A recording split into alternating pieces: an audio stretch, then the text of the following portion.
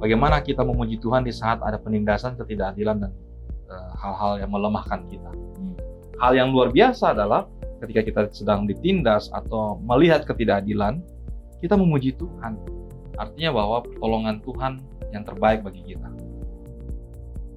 Apa maksud Alkitab tentang ungkapan miskin dan membutuhkan? Kalau tadi kita sudah bicara mengenai kelompok rentan, kaum marginal. Nah, sebenarnya definisinya itu sebenarnya apa sih miskin dan membutuhkan, dan kalau kita diajak untuk melakukan sesuatu bagi mereka, apa yang kita bisa lakukan? Pendeta Wilson.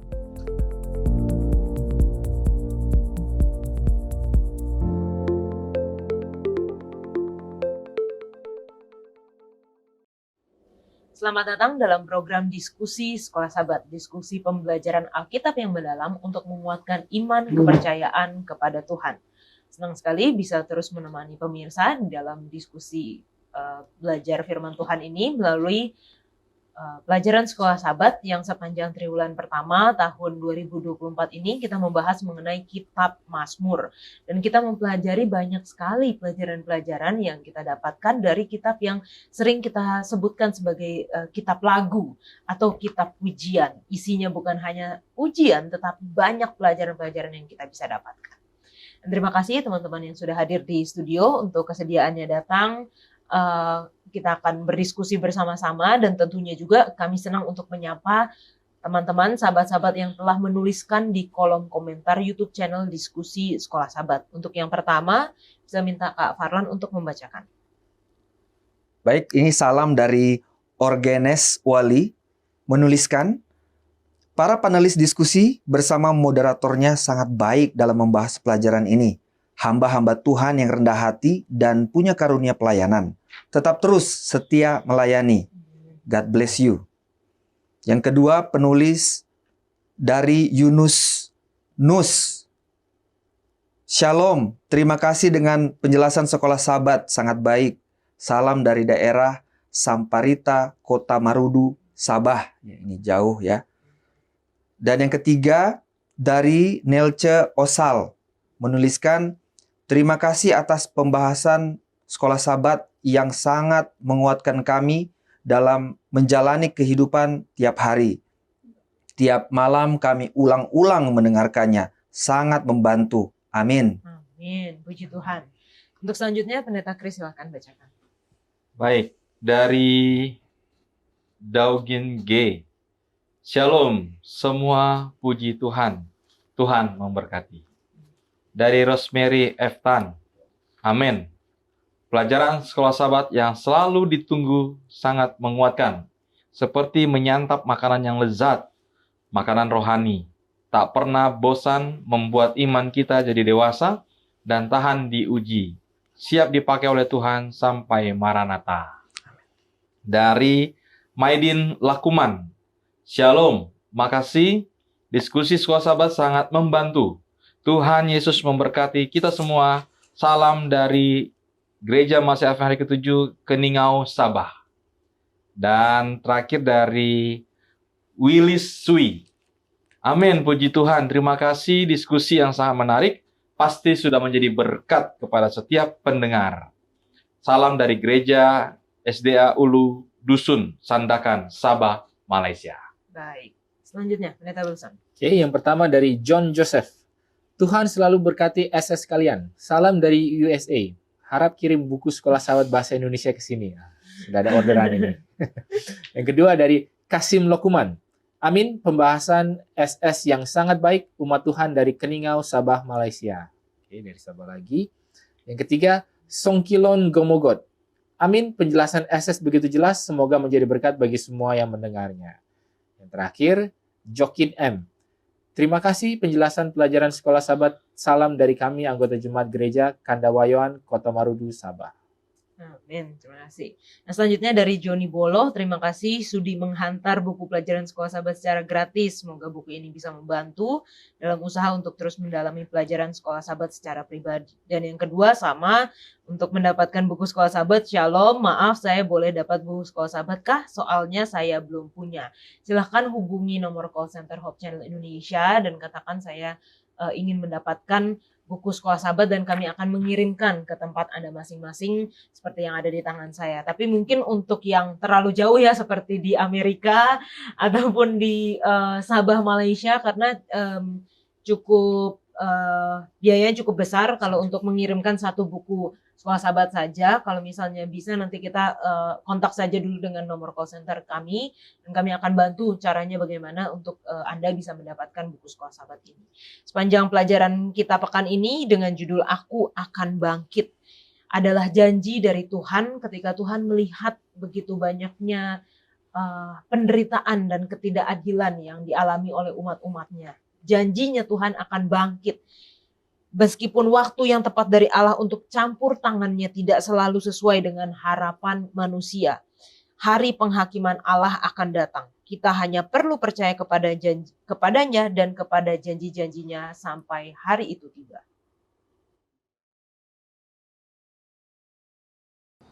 Biarlah segala yang bernafas memuji Tuhan. Haleluya.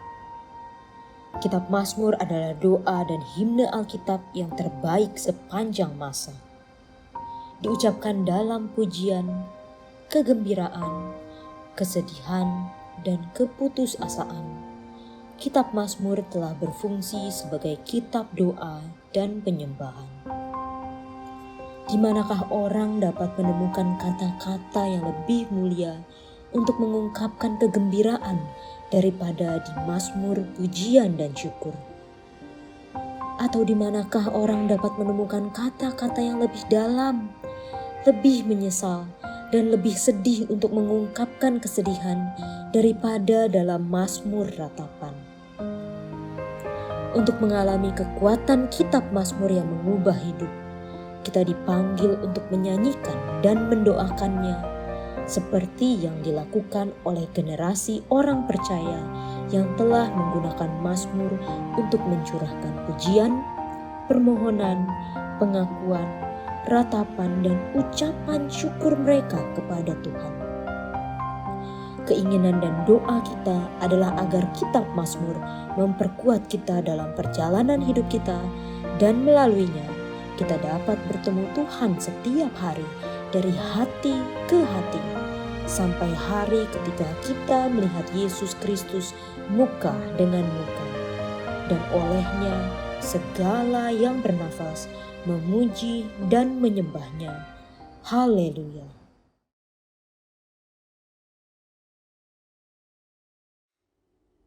Pelajaran ke-6 dengan judul Aku Akan Bangkit. Ayat hafalannya terdapat di dalam Mazmur 12 ayat 6. Oleh karena penindasan terhadap orang-orang yang lemah, oleh karena keluhan orang-orang miskin, sekarang juga aku bangkit, firman Tuhan. Aku memberi keselamatan kepada orang yang menghauskannya. Kita akan mulai diskusi kita, dipimpin oleh Bang Farun akan berdoa. Kita satu dalam doa. Tuhan Allah Bapa kami yang bertahta dalam kerajaan surga, terpujilah Engkau dalam kehidupan kami. Kami berterima kasih saat ini kami mendapatkan kesempatan untuk mendalami pelajaran ke-6. Kami ingin menelusuri Tuhan, maksud-maksud-Mu di dalam pemerintahan. Kami tahu dan kami selalu mengandalkan Engkau. Bantulah kami sebagai narasumber, begitu juga dengan pemirsa yang akan mendengarkan, agar kami dapat dituntun oleh Roh Kudus, mengetahui yang benar sesuai dengan kehendak-Mu. Ampunkanlah dosa kami itu banyak agar kami layak hadirat-Mu ya Tuhan, karena kami berdoa hanya di dalam nama Yesus Kristus Juru Selamat dan penebus dosa kami. Amin. Amin. Oke, bicara mengenai pemerintahan, walaupun ini pemerintahan Allah ya, tapi mendekati juga, ini lagi hot-hotnya, lagi panas-panasnya. Pekan depan kita akan mengikuti pesta demokrasi, pemilu. Mungkin pertanyaan yang pertama saya mau tanyakan kepada teman-teman yang ada di sini adalah apa harapan untuk pemimpin bangsa Indonesia yang ke depan, dan seperti apa sih menurut kalian sikap atau nilai karakter seorang yang harus dimiliki seorang pemimpin? Pada Kak Farlan dulu. Ya memang sangat seru ya, kita masih dalam suasana panas-panasnya mengomentari paslon yang sekarang ada. Secara idealnya pemimpin untuk Indonesia saat ini tuh banyak sebenarnya harapan kita. Terlepas kita juga sebenarnya sudah tahu ya karakter kemampuan masing-masing dari calon pemimpin untuk periode ke depan. Tapi yang saya coba untuk garis bawahi, bahkan ada 9 ekspektasi ya dari karakter atau kemampuan dari seorang pribadi calon presiden kita. Ini sebenarnya adalah karakter-karakter yang umum, ya. Tapi bila mana ada kombinasi yang cocok, sebenarnya itu yang kita harapkan untuk it works atau itu bisa efektif atau tidak ya. Misalkan yang pertama karakternya harus punya integritas yang baik ya, jujur, bermoral. Visi dan keteladanannya harus ada, mampu berkomunikasi, kepemimpinan yang adil, mampu memimpin tim, kemampuan mengatasi krisis, keterbukaan terhadap umpan balik, itu artinya yang biasa mampu untuk menanggapi kritik, atau kepedulian dan empati, dan yang terakhir kemampuan mengambil keputusan. Itu sebenarnya idealnya seorang pemimpin. Tapi kalau sebenarnya tidak harus semua juga, mungkin hanya ada beberapa yang saya garis bawah. Paling penting adalah integritas, visi, adil, kepedulian, dan memiliki empati. Mungkin itu saya tambahkan. Oke, ini kayaknya sempurna banget ya yang digambarkan ya. Nggak usah biar nggak panas-panas banget, nggak usah paslon banget gitu. Iya. Secara general, pendeta, apa sih yang harus dimiliki seorang pemimpin? Kan kalau di dalam jemaat juga harus ada pemimpin, baik itu gembala, tua-tua jemaat, tapi juga harapannya untuk bangsa Indonesia. Oke, pemimpin yang kita harapkan, kalau menurut saya dalam isu yang sedang hot-hotnya ini, yang pasti adalah pemimpin itu menjadi orang pertama menolong kepada orang-orang yang sedang tertindas, yang sedang ada permasalahan hidup. Apalagi di dunia ini kita tahu kan ya, perpolitikan, geopolitik, lalu masalah keamanan, masalah kesejahteraan, ekonomi, sosial, itu riskan sekali. Banyak permasalahan yang bisa dihadapi, dan pemimpin itu harus menjadi nomor satu. Ketika permasalahan dari segi-segi kehidupan itu muncul, dia nomor satu yang harus turun dan menolong. Oke. Kalau dari Pendeta Wilson? Ya mungkin kalau kita mau ambil contoh Alkitabnya ya pertama tentu harus takut akan Tuhan ya, karena takut akan Tuhan adalah permulaan hikmat. Tapi kalau kita ambil contoh Alkitabnya mungkin seperti Salomo ya, ketika dia dipilih untuk menjadi pemimpin, apa yang dia rasa sesuatu yang dia butuhkan? Adalah hikmat. Bagaimana bisa memahami manusia, mengetahui apa yang ada di dalam hati manusia, sehingga dia bisa melayani dengan baik, berani untuk direpotkan dan merepotkan juga. Jadi maksudnya nggak mau terima beres, tapi berani merepotkan orang ya. Kalau itu adalah tugas orang itu ya, dia harus berani untuk suruh orang itu kerjakan. Tapi pada yang sama dia juga tak paham bahwa tugas dia sebagai pemimpin itu apa. Jadi mau juga direpotkan. Mungkin seperti itu secara sederhananya. Oke. Nah, ketika kita sambungkan dengan pelajaran kita melihat bahwa sebenarnya pemerintahan yang Tuhan inginkan adalah dia sebagai raja. Tapi kita lihat sejarahnya, bangsa Israel minta mereka punya raja gitu kan. Mereka punya sosok yang mereka ya seperti bangsa-bangsa lain lah. Mirip yang bangsa lain punya raja, kami juga pengen punya raja. Dan itu harusnya menjadi tanggung jawab raja untuk memperhatikan rakyatnya, memperhatikan kesejahteraan, memperhatikan dari segi keadilan bagi rakyatnya. Dan pada akhirnya kita melihat bahwa hal itu tidak terlaksana sampai banyak orang yang bangsa Israel itu istilahnya dalam kondisi yang menderita, tertindas, orang-orang lemah, kelompok-kelompok yang rentan, sampai Tuhan sendiri mengatakan, aku akan bangkit. Oleh karena penindasan terhadap orang-orang lemah, oleh karena keluhan orang-orang miskin. Tapi kalau kita lihat di pelajaran hari Minggu, itu dibuka dengan nyanyian pujian kepada Tuhan. Alasannya kenapa sih? Kan kita lagi ngomongin yang ditindas nih, kita lagi ngomongin penderitaan nih. Apa hubungannya dengan pujian, Kak Farlan? Ya, pada saat kita mau membela sesuatu yang benar. Tapi faktanya, pada saat fakta yang lebih sering terjadi, situasinya itu terkadang bahkan lebih sering yang lemah itu mungkin satu posisi dengan kita atau kita masih mampu untuk bela. Tetapi oposisi kita itu biasanya lebih power. Nah, itu yang sebenarnya terjadi juga kepada pemimpin-pemimpin di zaman Israel ya, termasuk Raja Daud. Saya ingin ambil contoh dari Raja Daud. Bagaimana cara Raja Daud mendemonstrasikan dia berkomunikasi dengan rakyatnya, tetapi tetap selalu membawa Tuhan sebagai pembela.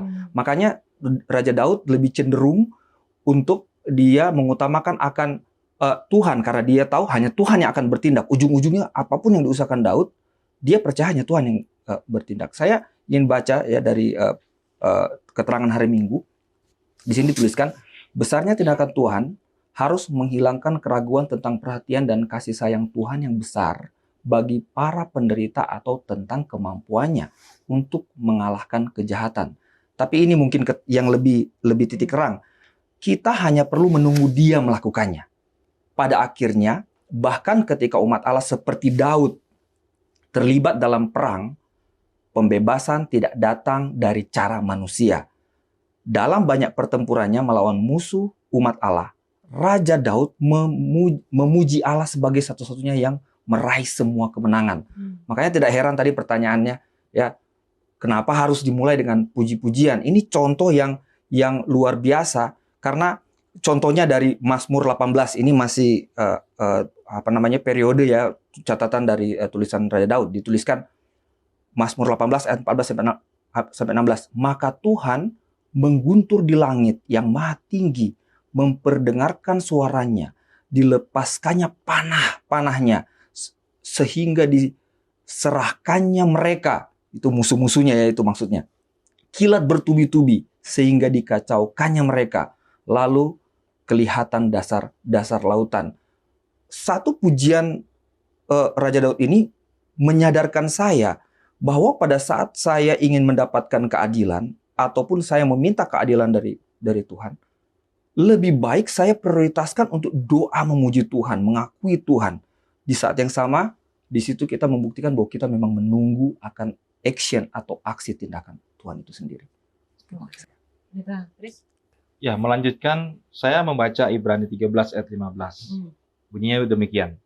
Sebab itu marilah kita oleh Dia senantiasa mempersembahkan korban syukur kepada Allah, yaitu ucapan bibir yang memuliakan namanya. Pertanyaan menarik ya tadi, dan sudah dijelaskan oleh Kak Farlan.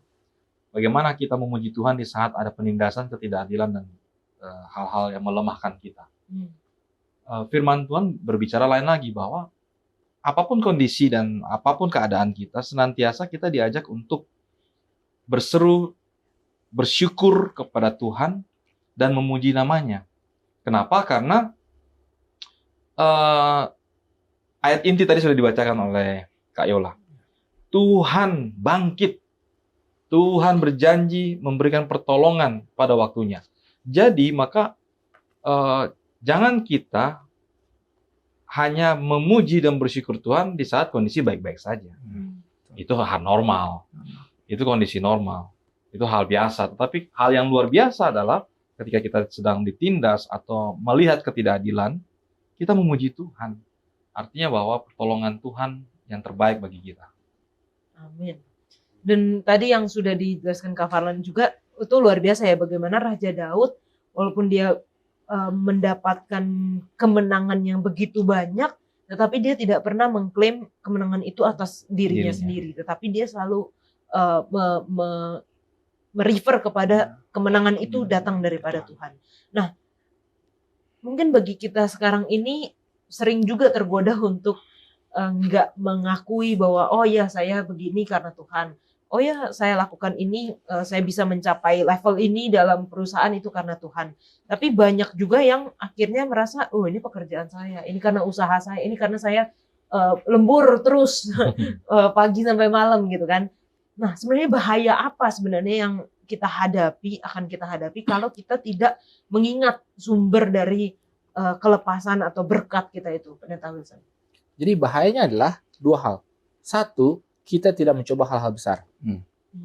Maksudnya apa? Jadi kalau kita melakukan hal yang bisa kita lakukan sendiri, itu biasanya hal-hal yang memang ada di dalam kuasa kita. Okay. Oh ya. Ya kan? Kenapa saya mengatakan ini atas usaha saya? Ya karena memang saya punya kemampuan untuk melakukan hal itu.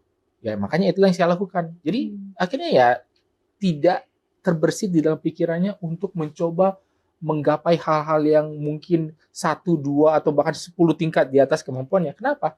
Karena dia mau, memang ini adalah hasil usaha dia. Itu yang pertama kan, berbahaya kan. Akhirnya apa? Tidak ada kemajuan, tidak ada pertumbuhan, ya mandek di situ-situ aja. Dan yang kedua adalah kalau kita lupa, anggaplah memang itu sesuatu yang besar. Yang memang terjadi adalah karena Tuhan, ya berarti dia lupa bahwa bukanlah kemampuan dia yang membawa dia sampai di titik itu. Sehingga apa ya, mungkin sama seperti ketika, ya ini mungkin konteks agak berbeda, tapi mungkin seperti Petrus lah ya, berjalan di atas air kan, datang kepada Yesus. Siapa yang memampukan dia untuk berjalan di atas air? Ketika dia merasakan bahwa dia lupa bahwa itu adalah akibat daripada pandangan yang tertuju kepada Yesus yang memanggil dia untuk datang, akhirnya apa? Dia mengandalkan diri sendiri, dia akan tenggelam. Jadi dua itu.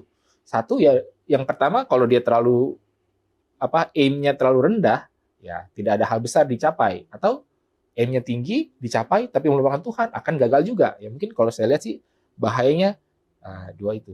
Oke. Nah, sekarang ketika kita bicara mengenai kelompok yang rentan, atau orang miskin, orang yang tertindas, yatim piatu, janda duda, orang asing, kenapa di dalam pelajaran kita ini terutama Tuhan menunjukkan kepedulian yang khusus kepada mereka? Ya, kalau secara Tuhan peduli, tentu jelas pertanyaan ini kita harus aminkan ya. Sedangkan dalam Matius 6 ayat 26 disebutkan burung-burung saja yang tidak menanam dan menuai, dia pelihara. Apalagi tentang orang-orang lemah ini ya. Nah, di dalam buku Musa, di buku Ulangan, di sini saya catatkan di Ulangan di bagian pasal 10, 14, 16, 24, 26, 27, ini banyak disebutkan tentang bagaimana Tuhan menginstruksikan untuk memperhatikan ya orang-orang yang khusus ini. Di sini yang dicatat adalah orang-orang Lewi, ya, orang asing, anak yatim dan janda. Bahkan di dalam Ulangan 27 itu di bagian kutuk, dan di 28 yang bagian berkat. Tapi pada saat kita bicara tentang masalah kutuk, itu termasuk juga di sana dikatakan yang memperkosa hak-hak orang tersebut ya. Dengan kata arti, bila mana hak mereka itu memang tidak diberikan, itu dicuri atau dirampok, itu terkutuk. Tapi hal-hal seperti ini sepertinya belum bisa menjadi pedoman yang standar. Ini bukan pedoman yang standar. Tapi sebenarnya kita harus perhatikan tadi seperti pertanyaan, ini Tuhan mengkhususkan akan instruksi itu. Ya.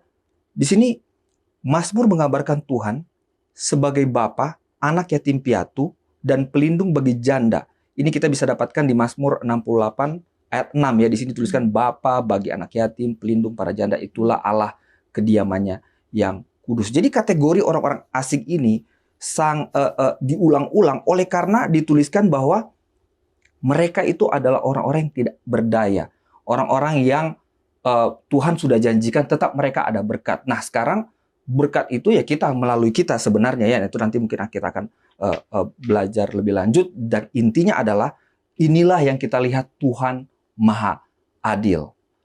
Makanya menjadi pertanyaan, mengapa dia khususkan kepedulian dia kepada kelompok-kelompok ini. Oke. Neta Kris. Ya, mereka adalah orang yang sedang menderita, dan memang itulah mengapa keadilan Tuhan bagi yang tertindas itu sangat sangat kuat banget ya. Bahkan message yang kita lihat dalam pelayanan Yesus Kristus sepanjang kehadiran Yesus, kita baca dalam kitab Injil ya, sangat dominan dengan pendekatan kepada kelompok ini. Dengan kata lain, memang tadi sudah dijelaskan oleh Kak Farlan, mereka sedang dalam ketidakberdayaan dan butuh pertolongan di kondisi mereka yang sedang rentan. Maka wajarlah mengapa seakan-akan terlihat ada prioritas kepada mereka. Kondisi mereka sedang tidak baik-baik saja. Karena saya juga mau sampaikan, itulah karakter Tuhan. Karakter Tuhan yang menunjukkan keselamatan dan juga belas kasihan kepada orang-orang yang tertindas. Dia salah satu Allah yang kita sembah yang sangat peduli terhadap orang yang tertindas. Nah, sekarang mungkin yang kita perlu dalami lagi, bagaimana cara Tuhan menolong mereka. Tadi telah disinggung sedikit oleh Kak Farlan. Ya kita sebagai umat percaya adalah kepanjangan tangan dari Tuhan untuk menolong orang-orang ini, begitu loh. Apalagi di saat contoh hal, misalkan ketika seseorang sedang ada masalah,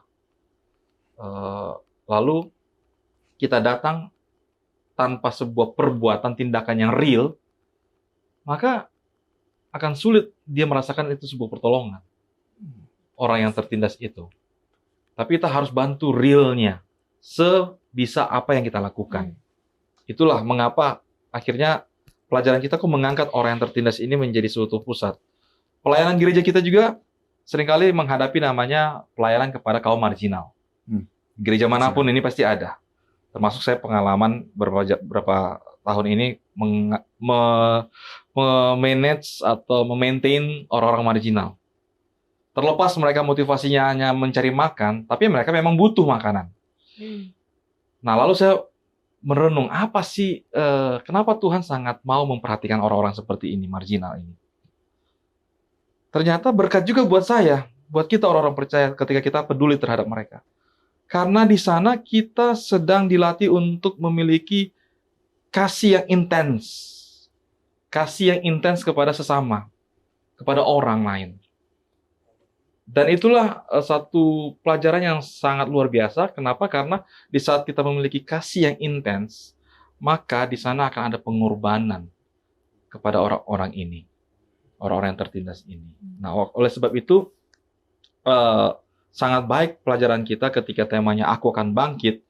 Itu adalah sebuah seperti pemimpin sedang menyerukan kepada seluruh pasukannya, Aku bangkit, maka kita bergerak. Nah, untuk konteks di hari pelajaran Senin, mari kita umat-umat Tuhan bergerak, menolong mereka yang sedang tertindas. Jangan kita menjadi penonton. Jangan kita menjadi bahkan yang menertawakan kondisi-kondisi mereka. Atau meng-underestimate kondisi mereka. Tapi kita yang harus bantu mereka, mengangkat mereka, karena kita adalah pasukan Tuhan, umat Tuhan. Oke, terima kasih Pendeta. Jadi sama seperti Kristus yang sangat peduli gitu ya, memberikan kepedulian khusus kepada kelompok-kelompok yang rentan ini, kita yang mengakui kita adalah pengikut Kristus, kita adalah Kristen, maka kita harus mengikuti teladan yang sama. Berikanlah kepedulian yang khusus kepada mereka, karena memang mereka membutuhkan itu lebih daripada mungkin kita yang masih, walaupun kita mungkin nggak kaya-kaya banget, tapi ada ternyata yang lebih membutuhkan dari kita gitu kan, ya kita bantu. Nah teman-teman jangan kemana-mana karena kita akan lanjutkan diskusi kita setelah yang satu ini.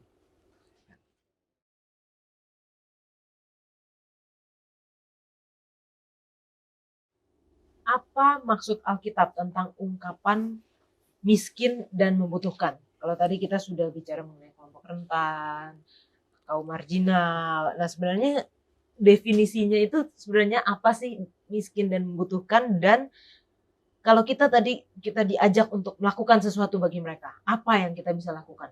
Neta Wilson.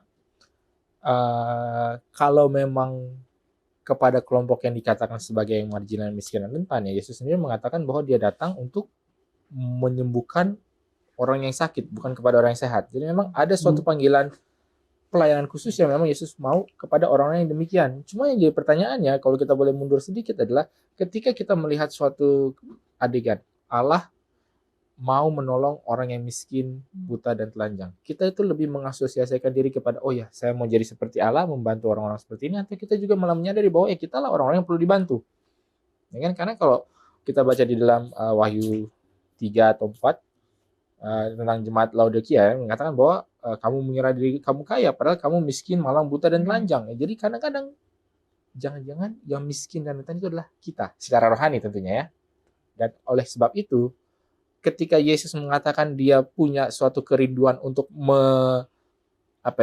melayani atau memberikan kepada orang yang miskin dan membutuhkan, itu mungkin sebagai sindiran halus adalah mengatakan bahwa jangan lupa bahwa kamulah orang-orang ini, sama seperti aku mau membantu orang ini. Ya kamulah orang ini, oleh karena itu kamu sudah menerima bantuanku, ya bantulah orang lain. Mungkin seperti itu juga. Nah jadi apa itu yang miskin dan membutuhkan? Ya mungkin ya semua orang yang memang ada sesuatu yang tidak dia miliki, Apakah dia tidak memiliki harta? Ya miskin. Apakah dia tidak memiliki iman? Ya berarti dia miskin rohani.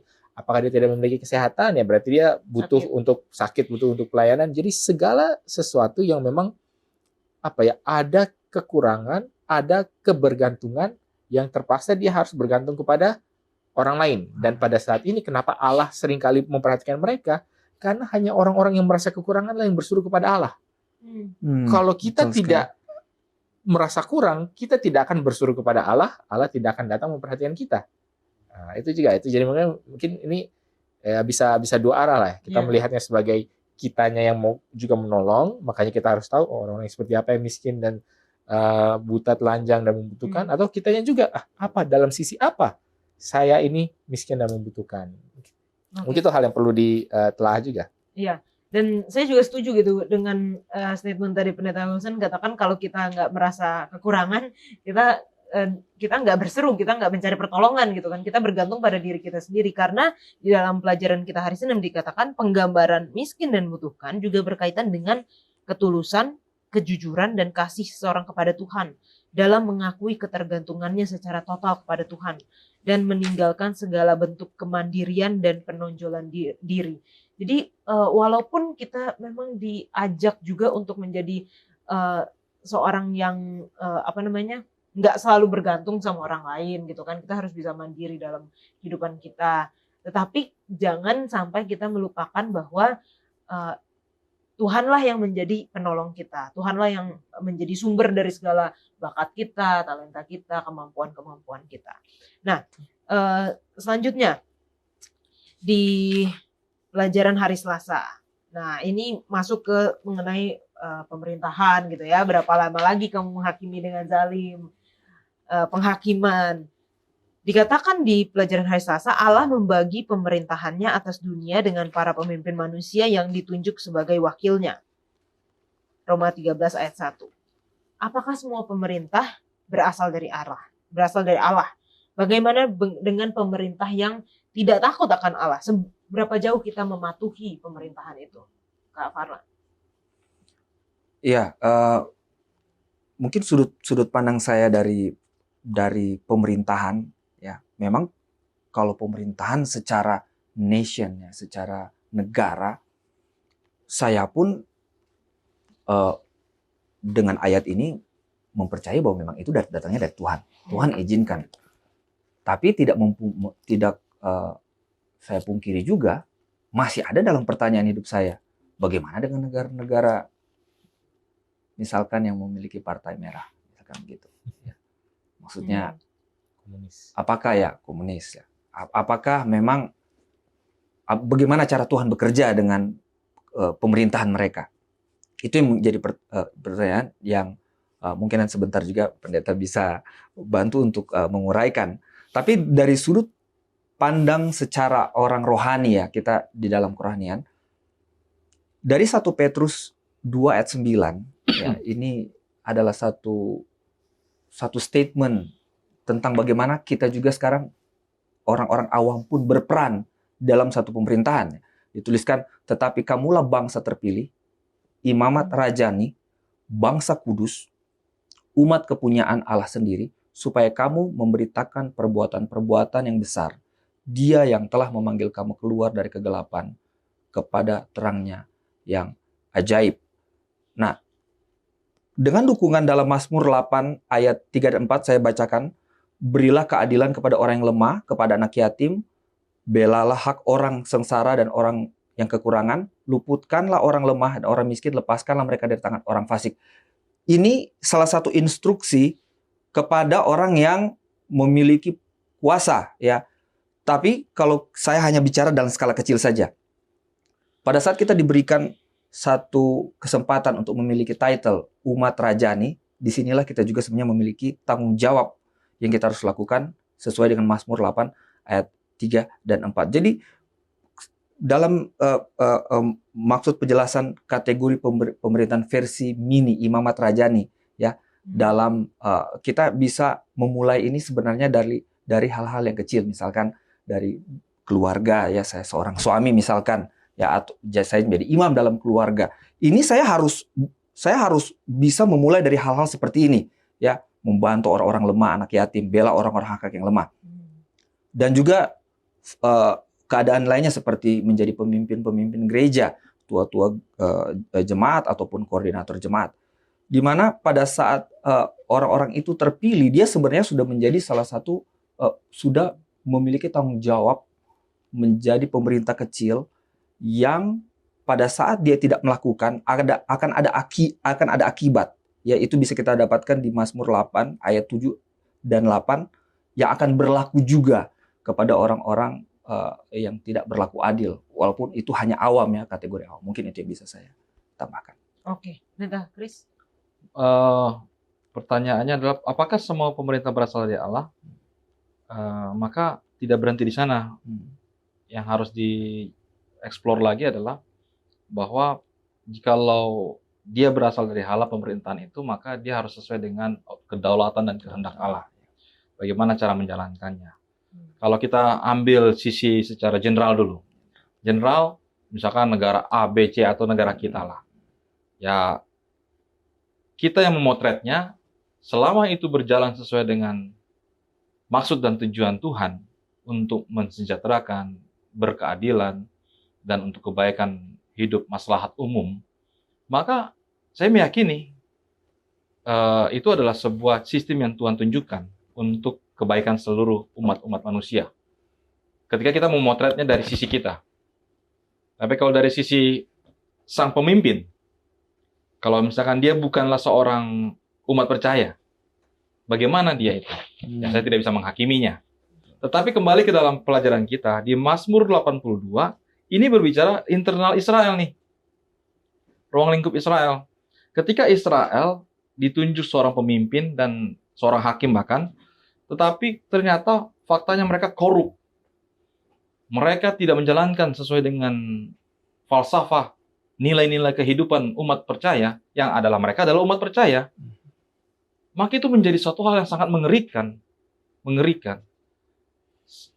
Ini menjadi sebuah mungkin gambaran buat kita ya. Contoh hal pemimpin-pemimpin rohani.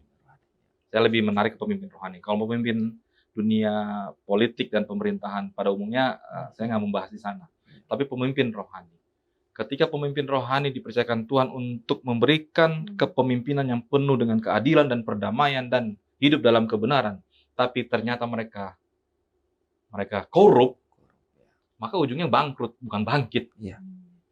Bangkrut, bukan bangkit lagi ini, tapi bangkrut. Maka saya mau katakan bahwa itulah persoalannya yang dalam Mazmur 82, di mana di sana diutarakan tentang kondisi-kondisi dalam bentuk syair ya, puisi, bagaimana realita terjadi dalam kehidupan orang Israel.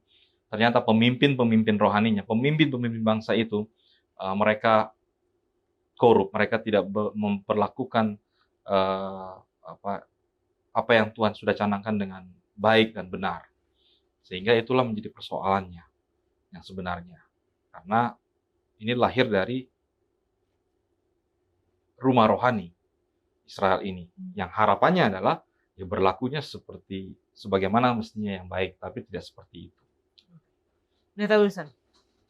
Ya, kita harus pahami bahwa dalam arti apa pemerintahan itu berasal dari Allah. Karena semua pemerintahan berasal dari Allah, baik itu yang baik maupun itu yang buruk.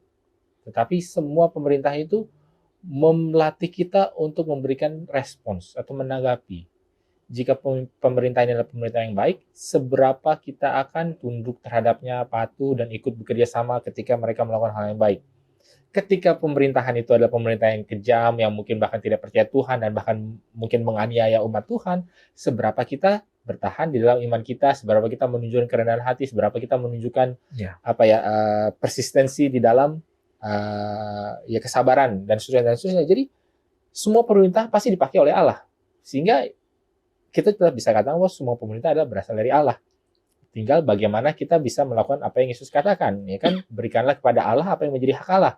Bila mana pemerintah ini sesuai dengan nilai-nilai Allah, ya berarti pemberian hak Allah itu mungkin di dalam hal yang positifnya, ikut berlaku adil, ikutanlah menyumbang, ikutlah. Tapi kalau pemberian itu yang jelek, ya mungkin apa yang menjadi hak Allah? Yang menjadi hak Allah untuk melihat kesetiaan kita untuk melihat bagaimana kita tetap berseru kepadanya dan bukan malah berpaling kepada hal-hal yang lain. Nah, mungkin di dalam kalau saya sih melihatnya di dalam hal itu, sehingga apa ya, apa yang menjadi haknya pemerintah, apa yang perlu kita lakukan dalam pemerintah, segala itu ya kita patut untuk jalankan dan ikuti selama itu tidak bertentangan dengan perintah Allah tentunya. Iya, ya, itu yang menjadi garis bawah ya. Jadi selama itu tidak melanggar prinsip perintah Allah, kita mengikuti karena pemerintahan itu berasal dari Allah. Nah, selanjutnya kita bisa lihat di dalam Mazmur 58 ayat 7 sampai 9, juga Mazmur 69 ayat 23 sampai 29, pelajaran kita hari Rabu. Mazmur 83 10 sampai 18, 94 1 dan 2, dan Mazmur 137 7 sampai 9. Kalau kita baca di ayat-ayat ini, seakan-akan sentimennya itu seperti kutuk yang disampaikan oleh pemazmur. Kenapa? Maksudnya kita tahu lah, oke, ini adalah kalau pekan lalu kita belajar ekspresi pemazmur ketika mengungkapkan curahan hatinya. Bahkan judul pelajaran kita adalah tuangkan kekesalanmu. Tapi kok seakan-akan kayak ngutukin musuh gitu. Bukankah di Injil Tuhan Yesus berkata kasihlah musuhmu dengan kasihlah musuhmu gitu dan berolahlah bagi mereka. Kenapa Mazmur malah seakan seperti mengutuki? Langsung ke Pendeta Kris aja lah. Ya, memang ini pelajaran menarik di hari Rabu ini karena ada paradigma yang sepertinya ada bertolak belakang ya antara konsep kasih dengan kutukan atau kekesalan katanya dituangkan. Karena dengan keadaan yang tadi disampaikan dalam Mazmur 58, Mazmur 69, Mazmur 83. Nah, ini ada yang menarik. Pertama kita luruskan dulu konsep kasih. Seringkali kasih ini kita anggapnya tidak ada hal-hal tanda konteks, dalam hal ini tidak ada hal-hal negatif sepertinya begitu ya. Bagaimana pendeta bisa mengatakan begitu? Lalu kalau misalnya kita bilang kasih, berarti Tuhan nggak ada kasih. Yesus Kristus ketika mau obrak-abrik bait suci, nggak ada kasih di sana. Ya gitu kan? Betul. Kalau kita menyalahkan kasih, mengangkat tentang kasih yang mungkin salah paham. Yesus marah-marah, berarti nggak ada kasih di sana. Lalu kasih itu tidak ada namanya hukuman, tapi kita akhir zaman akan menghadapi hukuman, begitu kan? Nah, jadi itu yang kita harus clearkan dulu tentang konsep kasih itu. Tetapi dalam pelajaran kita adalah yang menarik begini. Mazmur, pelajaran lalu kita sudah bahas, Mazmur sudah diberikan kepada kita dengan awal setiap kalimat-kalimat di dalam pasal-pasalnya, diawali dengan deduktif tadi kemarin, minggu lalu, bahwa segala sesuatu tentang Tuhan itu baik, pujian dan sebagainya. Lalu di bagian di dalamnya ada observasi atau pengalaman realita yang dihadapi oleh umat-umat, termasuk penulis Mazmur, termasuk kita juga. Nah, apa yang ada dalam realita itu? Ungkapan-ungkapan yang dimana di sana bisa saja ada unsur kekecewaan, ada unsur kekesalan termasuk. Kekesalan. Bahwa kesal atas sebuah ketidakadilan penindasan yang sangat kejam, luar biasa. Mungkin termasuk kita yang ditindas, yang direndahkan bahkan sekalipun. Dan makna kekesalan dalam Mazmur 58, 69 itu adalah manusiawi. Kemanusiawian kita. Namun, ini yang namunnya. Ternyata pelajaran kita mengajak kepada kita ketika kita mengekspresikan kekesalan itu karena penindasan, karena ketidakadilan, tapi jangan kita menjadi agen pembalasan. Betul. Itu poinnya. Kita agen pembalasan, kita membalas atas ketidakadilan dan penindasan ini. Sedangkan itu ada rananya, ada porsinya, bukan kita yang harus melakukan itu. Kalau kita sudah menjadi agen pembalasan, kita sudah menjadi Allah. Menjadi Allah. Akhirnya kita sudah memberikan sebuah perbuatan seperti alam menghukum mereka dan sebagainya. Ketika itu adalah porsinya Tuhan. Tapi ketika kita melakukan tuangkan kekesalan itu adalah sebuah ekspresi kemanusiaan kita. Coba misalkan teman-teman diomongin di belakang. Kesel nggak? Kesel ya? Ngomongin balik. Aduh, gibah. Wah, digibahin. Ada ekspresi kita manusia, kok gini sih? Iya, Kok saya betul, diginiin? betul. Tapi kita seringkali kan umat percaya bilang gini, biarlah Tuhan lah yang Membalas. Iya, membalas. Oke, mungkin tambahan. Mungkin yang perlu kita perhatikan adalah bahwa ada dua hal. Ya, tadi yang soal sisi personalnya ya, bahwa ini adalah bersifat sistemik gitu. Jadi kita bukan mencela orang secara personal, Ya. tapi kepada pemerintahannya dan apalagi dia diberikan tanggung jawab untuk memimpin, sehingga dia pasti kita berharap lebih daripada kepada orang. Jadi ini bukan kepada saya tiba-tiba dimarahi oleh Bro Farlan terus makanya saya mau balas dendam, bukan, tapi ada suatu pemerintah yang harusnya menjaga tapi malah menganiaya, mengabuse power. Nah, makanya kita perlu untuk mencela sistem itu, perlu untuk berharap supaya Allah ikut campur dan menjatuhkan orang-orang yang sebenarnya harusnya menggembalakan ataupun melindungi, tapi kok malah jadi menyakiti. Jadi bukan kepada sesama manusia ini cara mencelanya, tapi kepada orang yang diberi tanggung jawab lebih kepada Tuhan tapi tidak melakukan tugas dan tanggung jawabnya. Dan kembali bukan personalnya yang diserang, tetapi lebih kepada ya jabatannya, sistemnya, dan apa sih yang sebenarnya harus dilakukan oleh orang itu. Oke, ini saya ada pertanyaan menarik lainnya, tapi kita tahan dulu. Kita akan tanyakan setelah yang satu ini.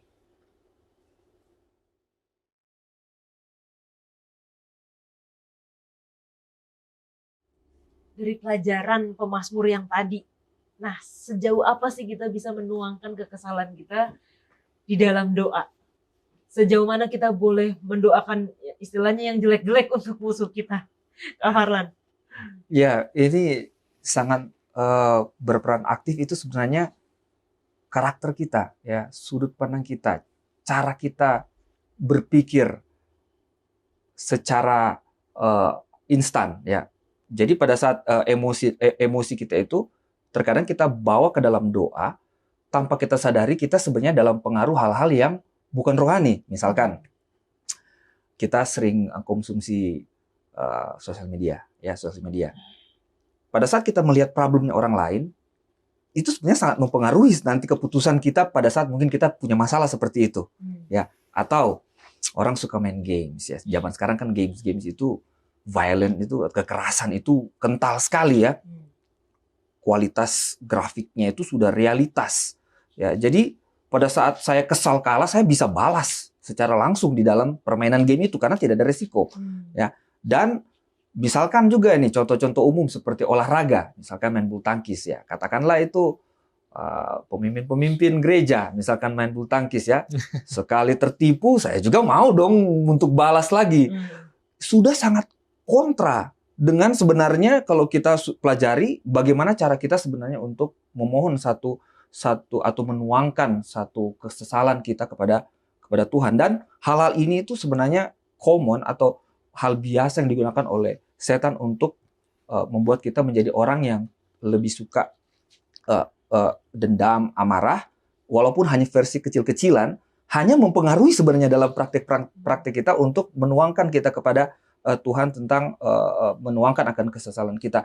Tapi kita sebagai umat Tuhan di sini dituliskan pilihan kita itu kecil. Kita nggak ada peluang, kita nggak punya opsi seperti orang-orang di luar sana, orang fasik, untuk meluangkan akan kesesalan mereka, ya.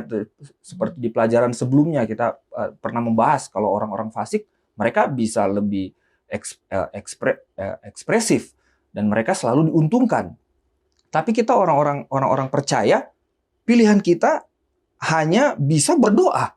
Hanya itu saja. Misalkan di nasihat di Matius 5 ayat 44, aku berkata kepadamu, kasihilah musuhmu dan berdoalah bagi mereka. Kita nggak ada pilihan untuk membalas, yang hanya kita bisa berdoa. Tapi yang paling saya highlight di Matius 6 ayat 12 dan 13. Di situ dituliskan di doa Bapa kami, yaitu ampunilah akan kesalahan kami seperti kami juga mengampuni orang yang bersalah kepada kami. Dan Yesus melanjutkan dengan janganlah membawa kami ke dalam pencobaan, tetapi lepaskanlah daripada yang jahat. Jadi ini intinya, walaupun kita kesal kepada Tuhan, tetapi doa kita harus kembali lagi, berikanlah Tuhan yang memegang kendali atas apa hasil yang mungkin kita harapkan, biarlah itu nanti Tuhan yang akan atur. Seperti itu. Kita kesal kepada orang, kita ngadunya ke Tuhan. Ngadunya. Jadi jangan ngadu ke sosmed, jangan menjadi agen pembalas, tapi kita mengadu kepada Tuhan. Nah, Pendeta Wilson. Ya, mungkin kita harus berhati-hati juga dengan sense yang kita dapat dari kata, apalagi kalau terjemahan. Maksudnya dalam arti begini, kekesalan ini adalah, kalau dalam bahasa Inggrisnya adalah yang dipakai adalah indignation. Indignation itu berbeda dengan kesal yang kayak annoyance, yang kayak kita kayak annoy gitu, kayak kesel, lu bikin gua kesel. Tapi lebih karena kita melihat suatu ketidakadilan. Apalagi bila ketidakadilan itu dilakukan oleh, ya kembali tadi seperti poin sebelumnya, dilakukan oleh orang-orang yang punya kekuasaan terhadap orang yang lebih lemah.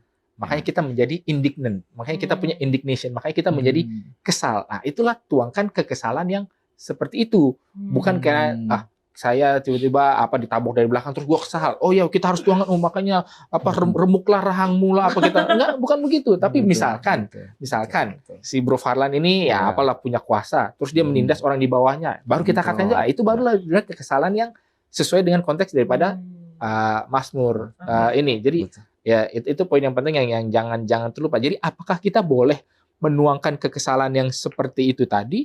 Boleh. Ya, karena itulah cara kita untuk melihat Tuhan. Ada ketidakadilan yang secara sistemik yang saya tidak punya kuasa untuk membetulkannya, tidak membuatnya menjadi lebih baik. Kenapa? Ya karena saya mungkin bukan di dalam lingkaran kekuasaan. Hanya Tuhan dan orang-orang di dalam posisi tinggi yang bisa melakukannya. Apa bagian saya? Ya saya mendoakan.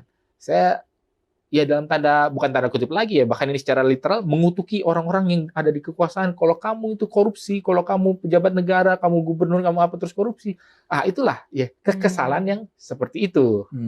Dan apakah itu boleh dilakukan? Ya, bukan soal boleh atau tidak boleh ya, kita lihat bahwa memang ada faktanya dilakukan. Dan sepertinya Tuhan pun mendengar.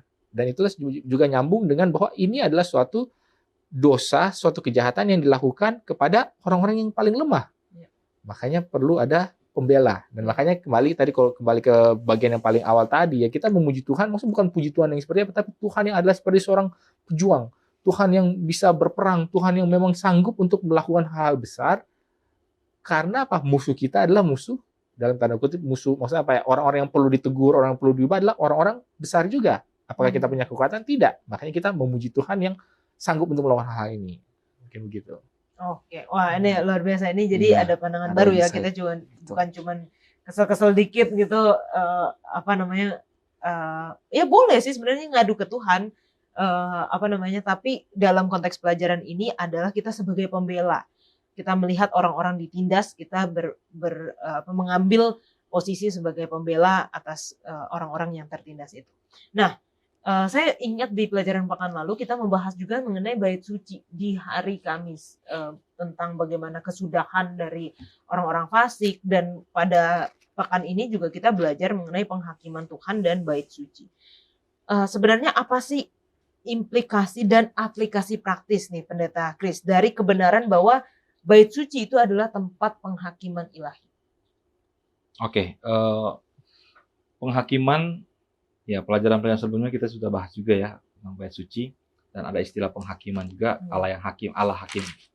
Nah, penghakiman adalah sebuah proses di mana seringkali itu menjadi hal negatif pada umumnya, dianggap sebagai perkara negatif.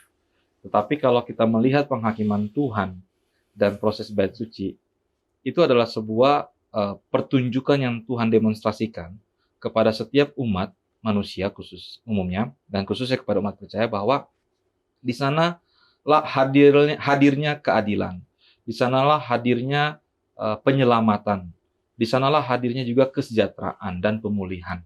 Di sana unsur di dalam proses penghakiman Tuhan. Sehingga ketika kita mau melihat bagaimana sih hal praktis yang terjadi dari kebenaran bait suci ini tentang penghakiman ilahi ini, maka kita bisa lihat di dalam pelajaran kita dikatakan, jadi bait suci adalah tempat pengampunan dosa dan pemulihan kebenaran, sebagaimana yang ditunjukkan oleh tutup pendamaian tata Allah dan korban yang benar itu.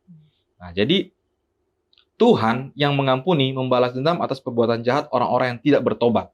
Mazmur 99 ayat 8. Maka implikasinya yang praktis dari bait suci itu adalah tempat penghakiman ilahi terlihat dalam kesadaran terus-menerus akan kekudusan Allah dan tuntunan untuk hidup benar sesuai dengan persyaratan perjanjian Allah. Nah, maka oleh sebab itu, ketika kita melihat sebuah bait suci, di sanalah sebenarnya jawaban bagi mereka yang sedang mengalami penindasan, mengalami kelemahan, kejatuhan, termasuk di dalam perkara dosa yang akhirnya dilakukan tadi pemimpin yang harusnya memberikan pengayoman, tetapi bahkan akhirnya kita merasakan dampak akhir perbuatan ketidakadilan itu. Tapi di dalam bait suci memulihkan secara holistik keseluruhan dari kehidupan umat percaya itu, dipulihkan secara penuh. Itulah gambaran sederhananya. Penjelasan selanjutnya adalah kita akan lihat bagaimana kabar baiknya di sana. Apa yang akan didapat dari sebuah proses penghakiman itu. Oke. Nah, mungkin saya bacakan juga dari pelajaran hari Kamis ya. Implikasi praktis dari bait suci sebagai tempat penghakiman ilahi terlihat dalam kesadaran terus-menerus akan kekudusan Allah dan tuntutan untuk hidup benar sesuai dengan persyaratan perjanjian Allah. Jadi kalau kita mengetahui bahwa ada penghakiman di bait suci, kita secara sadar menjalani kehidupan kita dengan pemikiran bahwa saya akan ini ada kesadaran terus-menerus akan kekudusan Allah. Jadi saya harus hidup kudus seperti Allah. Nah, bagaimana ini bisa menjadi sebuah kabar baik? Kalau untuk orang-orang yang tertindas, ini mungkin merupakan kabar baik bahwa ada penghakiman, mereka yang menindas orang-orang ini akan dihakimi, mereka akan dihukum, dan orang yang tertindas akan diselamatkan, akan dipulihkan lah istilahnya. Tapi bagaimana dengan mungkin kita baik secara yang kita sebagai orang tertindas dan juga kita yang mungkin memiliki otoritas terhadap orang-orang lain. Pendeta Wilson. Ya, mungkin salah satu yang penting untuk kita ketahui mengenai soal kenapa bait suci ini menunjukkan keadilan ataupun kita perlu bersukacita atasnya adalah karena ini menunjukkan bahwa bukanlah semata-mata urusan antara manusia dengan manusia itu yang penting. Siapa yang salah, siapa yang terluka, kata-kata siapa yang lebih pedas, kritikan siapa yang menyakiti hati, tapi sebenarnya karakter Allah itu seperti apa sih? Dan itulah yang lebih penting, kan sama seperti minggu lalu kita bahas bahwa kejahatan di dalam Mazmur itu bukan soal kejahatan yang ya walaupun itu membunuh apa, tapi bukan kejahatan yang istilahnya receh lah. Tapi kejahatan itu adalah kejahatan yang bersifat teologis, yang mengatakan bahwa sebenarnya Allah itu seperti apa sih? Kalau memang bumi ini, manusia ini adalah ciptaan Allah di dalam gambar dan rupa Allah, kenapa manusia itu masih saling melakukan hal jahat? Nah, bagaimana caranya supaya manusia itu bisa mencerminkan kembali gambar Allah?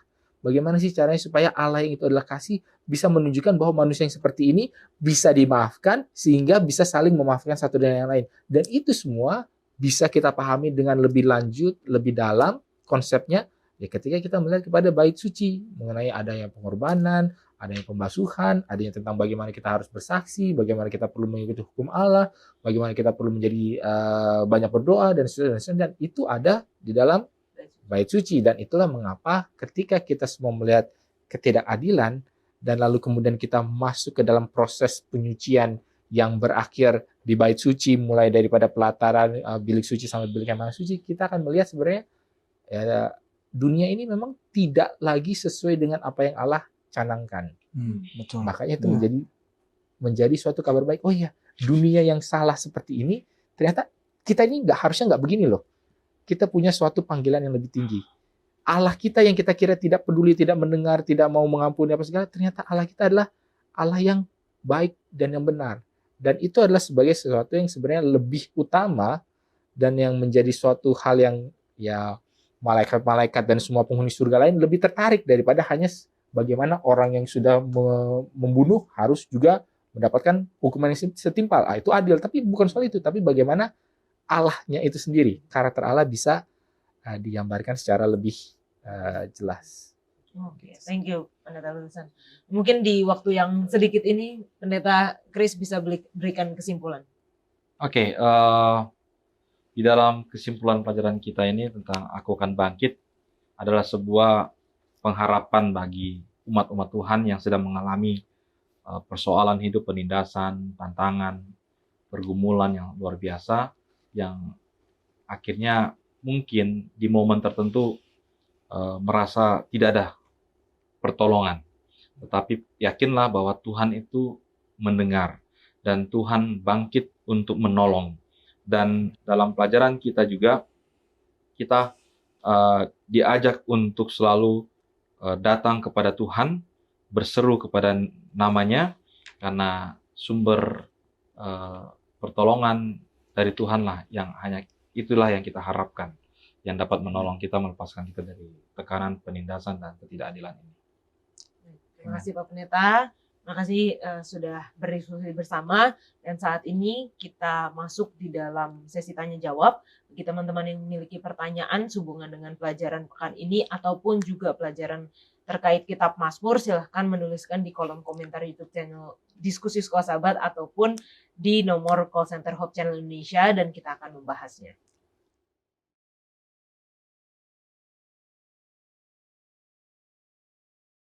Baik, saat ini kita masuk di dalam sesi tanya jawab bersama dengan Pendeta Alberto Tulalesi yang akan menjawab pertanyaan dari teman-teman semua yang telah menuliskan di kolom komentar YouTube channel Diskusi Sekolah Sahabat. Nah, pertanyaan yang pertama nih Pendeta datang dari Saudara Albert. Dia katakan, Kitab Mazmur mengajarkan kita untuk berdoa dan menyadari bahwa penderitaan itu adalah bagian dari kehidupan kita. Tapi saya sering sekali mendengar khotbah-khotbah di luar sana yang mengatakan bahwa kalau bersama Tuhan masalah ekonomi kita akan lenyap, bersama Tuhan masalah kesehatan kita akan lenyap, dan lain-lain. Yang benar yang mana Pendeta? Terima kasih. Baik, terima kasih Kak Yola. Terima kasih untuk Saudara Albert yang telah memberikan pertanyaan yang luar biasa ini ya. Baik, kita lihat kisah di Alkitab ya. Alkitab menceritakan lepasnya Daniel dari lubang singa dengan mukjizat yang dahsyat. Alkitab menceritakan juga Sadrak, Mesak, Abednego lepas dari perapian yang menyala-nyala yang dahsyat sekali. Kisah-kisahnya sangat luar biasa, menggugah hati. Tapi Alkitab juga mencatat Yohanes Pembaptis kepalanya dipenggal tanpa dilepaskan. Ya. Tidak ada mujizat yang terjadi terhadap Yohanes Pembaptis. Apakah Yohanes Pembaptis orang pendosa? Oh tidak. Apakah lebih suci hidupnya Sadrak, Mesak, Abednego daripada Yohanes Pembaptis? Tidak.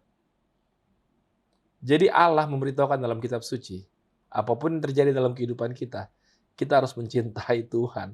Oke, kita lihat dulu Mazmur 73, seorang penulis Mazmur. Yang pertama Asaf ya, Bani Asaf. Coba Yola boleh baca ayat 12 sampai 19. Oke, Mazmur 73 ayat 12 sampai 19. Sesungguhnya itulah orang-orang fasik. Mereka menambah harta benda dan senang selamanya. Sia-sia sama sekali aku mempertahankan hati yang bersih dan membasuh tanganku tanda tak bersalah. Namun sepanjang hari aku kena tulah dan kena hukum setiap pagi. Seandainya aku mau berkata-kata seperti itu, maka sesungguhnya aku telah berkhianat kepada angkatan anak-anakmu. Tetapi ketika aku bermaksud untuk mengetahuinya, hal itu menjadi kesulitan di mataku. Sampai aku masuk ke dalam tempat kudus Allah dan memperhatikan kesudahan mereka. Sesungguhnya di tempat-tempat licin kau taruh mereka, kau jatuhkan mereka sehingga hancur. Betapa binasa mereka dalam sekejap mata, lenyap, habis oleh karena kedahsyatan. Baik, terima kasih Kak Yola. Jadi lihat ini ya, Asaf dalam kitab suci, dalam kitab Mazmur, dia mempertahankan hati yang bersih, tangan yang bersih. Tangan itu berarti perilaku ya, tindakan yang bersih. Hati itu berarti batin yang bersih. Tapi kehidupannya katanya luar biasa ya. Namun sepanjang hari aku kena tulah dan kena hukuman setiap pagi. Dia kayaknya nggak bayangkan. Bahkan dia lihat, coba ayat 12. Sesungguhnya itulah orang-orang fasik. Mereka menambah harta benda dan senang selamanya. Dia orang fasik kayaknya nggak ada masalah. Lah, tapi saya orang benar kok kayaknya hidupnya susah terus. Ini apa maksudnya Tuhan? Oh, akhirnya memang akhir dari segala sesuatu mempertahankan hidup suci dan saleh dalam keadaan apapun. entah itu dilepaskan, entah itu diberkati, ataupun sebagaimana Daniel, sebagaimana Sadrak Mesak Abednego, ataukah seperti Yohanes Pembaptis yang dipenggal kepalanya tanpa mujizat terjadi, mengalami kesusahan, penderitaan seperti sebagaimana Asaf, tapi yang luar biasa. Tetapi ketika aku bermaksud untuk mengetahuinya, hal itu menjadi kesulitan bagi mataku, sampai aku masuk ke dalam tempat kudus Allah dan memperhatikan kesudahan mereka. Jadi akhir dari segala hidup, makanya penghakiman Allah itu penting. Jadi jaga hidup setia. Asaf dia kayaknya aduh sial banget ya, kok udah worship setiap pagi, worship ibadah setiap pagi, ibadah setiap malam, baca Alkitab, tapi kok susah banget sih hidupnya. Nggak apa-apa. Setia dengan Tuhan. Pemazmur menceritakan banyak hal itu. Tapi pemazmur juga menceritakan, dilepaskan Mazmur 25 ayat 6. Kami mau bersorak-sorai tentang kemenangan, mengangkat panji-panji demi nama Allah kita. Kiranya Tuhan memenuhi segala permintaanmu. Ada juga yang dipenuhi. Ada juga yang diberikan kemenangan, ada juga yang diberikan kelepasan, kemakmuran. Ada. Kitab suci mencatat para rasul, para nabi itu makmur. Ada. Nah apa-apa. Apapun semuanya itu yang Tuhan kasih buat kita. Satu saja, karena ada akhirnya. Betul. Hidup setia sama Tuhan. Itu Yola. Oke. Terima kasih Pendeta. Jadi bukan hanya yang kita lihat kehidupan sekarang, karena kehidupan sekarang bisa saja tidak sesuai dengan harapan kita ya Pendeta ya. Betul, karena memang dunia sudah jatuh dalam dosa, dan kita tidak hidup di dunia yang ideal. Baik. Ya. Kita hidup di tengah-tengah dunia yang tidak ideal hanya dengan iman. Ya. Setia dengan Tuhan. Amin, amin. Oke. Pertanyaan selanjutnya ya Pendeta. Ada dari seorang yang namanya Nes Septi. Bagaimana Tuhan nyata dalam kehidupan kita ketika kita mempercayainya dan mengandalkan kebenarannya? Iya. Jadi saya mau baca dulu. Boleh Yola tolong baca. Ya, Mazmur 34 ayat 9. Mazmur 34 ayat 9. Ayat 9. Sebentar Pendeta. Oke. Mazmur 34 ayat 9. Iya. Kecaplah dan lihatlah betapa baiknya Tuhan itu, berbahagialah orang yang berlindung kepadanya. Amin. Jadi memang harus nyata. Ya. Bergaul dengan Tuhan, percaya dengan Tuhan, itu harus nyata dalam kehidupan. Itu bukan hanya tulisan di Alkitab, itu bukan hanya angan-angan di hati, tapi itu adalah kenyataan loh, berjalan bersama dengan Tuhan. Gimana sih ngerasainnya? Bayangin contoh ya Daud ya, Mazmur 23 ini Mazmur yang luar biasa buat saya ya. Jadi Mazmur Daud, saya bacakan ya. Tuhan adalah gembalaku, takkan kekurangan aku. Ia membaringkan aku di padang yang berumput hijau. Ia membimbing aku ke air yang tenang. Ia menyegarkan jiwaku. Ia menuntun aku di jalan yang benar oleh karena namanya. Daud ketika dia mendapatkan berkat, dia menyadari bahwa itu semua dari Tuhan. Sehingga dia merasakan nyata-nyata betul gitu loh. Kecaplah dan lihatlah betapa baiknya Tuhan. Nyata bahwa berkat saudaraku yang kasih dalam Tuhan. Kita semua yang menyaksikan siaran ini, banyak sekali berkat yang Tuhan kasih buat kita. Entah pakaian, entah apapun. Itu berkat. Lalu, bukan hanya berkat masalahnya. Ya. Coba kita lihat. Ayat yang keempat. Sekalipun aku berjalan dalam lembah kegelaman, aku tidak takut bahaya sebab engkau besertaku. Gadamu dan tongkatmu itulah yang menghibur aku. Jelas. Daud juga manusia biasa yang punya pergumulan. Dia pernah mengalami kesusahan dan kesulitan. Dia dikejar-kejar dan segala macam. Tapi dia lihat. Nyata, bukan karena dia jago perang, bukan karena kehebatannya dia untuk bersembunyi dan segala macam teknik-teknik dia dan kepandaian dia untuk lari dari kejaran-kejaran musuh, bukan. Tapi dia tahu itu adalah pemeliharaan Tuhan. Jadi nyata Yola, nyata. Satu tulisan yang diinspirasikan, setiap butir nasi itu ada salib Kristus di sana. Berarti butir nasi yang kita makan setiap hari, ingat, itu nyata dari Tuhan. Amin. Makanya, kecaplah dan lihatlah betapa baiknya Allah. Itu harus memang betul-betul kita rasakan Tuhan Allah. Yang baik itu. Kalau kita bahayanya adalah setan mau bilang, itu bukan semua dari Allah. Itu pencapaian kita. Itu ngerinya. Dan akhirnya kita nggak terasa bahwa ini semua dari Tuhan. Jadi akhirnya kita bingung-bingung. Ini nyata nggak sih Tuhan dalam hidup kita? Nyata nggak sih Tuhan dalam hidup kita? Karena kita pikir bahwa semuanya ini oleh karena kita. Setan paling pintar menggoda itu. Itu bukan kamu. Itu bukan Tuhan. Itu kamu. Dan dunia saat sekarang ini yang dieksplorasi adalah itu. Yang dinyatakan adalah kembangkan dirimu, hebat dirimu, kamu bisa dan segala macam. Tapi buat orang Kristen, Allah yang bisa. Allah yang telah memberkati kita. Sehingga memang betul-betul Yola, dalam perjalanan keagamaan kita ini, kita akan semakin mencintai Dia. Karena kita rasakan nyata betul apa yang Tuhan buat dalam kehidupan kita. Amin. Terima kasih. Puji Tuhan, Pendeta. Wah, saya juga jadi teringat ya bahwa segala sesuatu itu karena Tuhan. Segala sesuatu itu karena Tuhan. Dan bagaimana caranya kita terus mengingatkan diri kita ketika kita mendapat sesuatu yang baik ataupun mungkin masalah atau apa, kita selalu ingat untuk memuji Tuhan. Amin. Ya Pendeta ya. Amin. Sehingga kita tidak lupa bahwa segala sesuatu yang baik itu datang dari Tuhan, walaupun masalah atau pergumulan itu Tuhan izinkan untuk sesuatu yang baik juga yang kita mungkin tidak bisa Amin. mengerti sekarang gitu. Pendeta. Tuhan akan tolong kita Tuhan akan tolong dalam setiap pergumulan kita.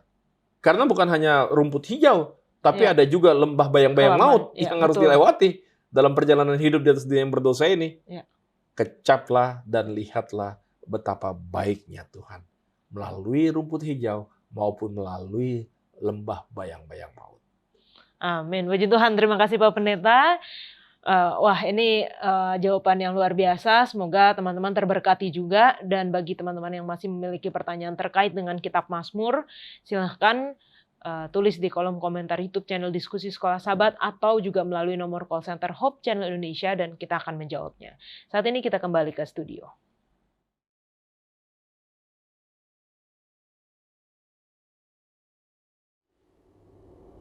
Baik, kita akan menutup diskusi kita. Kita minta Pendeta Wilson untuk berdoa. Baik, kita satu dalam doa. Ya Tuhan, Allah Bapa kami dalam kerajaan sorga, kami bersyukur berterima kasih ya Tuhan dalam pembahasan kami sudah membahas tentang bagaimana Engkaulah Allah yang akan berdiri, Engkaulah Allah yang akan bangkit dan memberikan keadilan bagi orang-orang yang tertindas ya Tuhan. Dan bila mana kami adalah orang-orang yang tertindas itu, biarlah kami boleh melihat dengan penuh pengharapan. Dan bila mana kami adalah orang-orang yang memiliki kekuasaan, kekuatan untuk menjadi alat-alat-Mu untuk membawa keadilan di dunia ini, biarlah kami juga boleh setia di dalam melakukan hal-hal itu ya Tuhan. Kami mengetahui apa yang menjadi pergumulan daripada masing-masing dari kami yang ada di studio maupun pemerintah dimanapun berada, biarlah kiranya pengharapan, kasih, dan juga penyertaan Tuhan selalu menjadi bagian kita semua. Dan menjadi dalam pengharapan kami, dalam Yesus kami berdoa, amin. Amin. Terima kasih. Kita akan kembali lagi belajar Kitab Mazmur di episode selanjutnya. Tuhan memberkati.